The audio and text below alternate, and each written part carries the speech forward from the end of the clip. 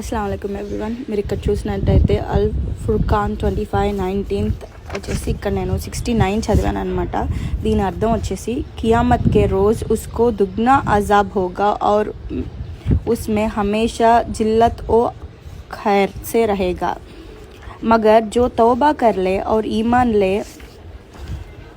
ईमान ले आए और अच्छे काम करे तो अल्लाह उनके गुनाहों को नेकियों से बदल देगा और अल्लाह बड़ा బక్షనే వాలా హై ఔర్ రెహమ్ కర్నే వాలా హై. దీని అర్థం వచ్చేసి ఎవరెన్ని పాపాలు చేసినా కయామత్ రోజు ముందుగా అయినా సరే క్షమాపణ కోరుకుంటాడో వాడి పాపాలన్నీ నేకియోంసే బదల్ జాతా అంటే పుణ్యాలుగా మార్చబడతాయి. సో ఇన్షాల్లా ఖురాన్లో ఇది నేను ఏ బుక్ తీసుకోలేదండి, ఇది ఖురాన్.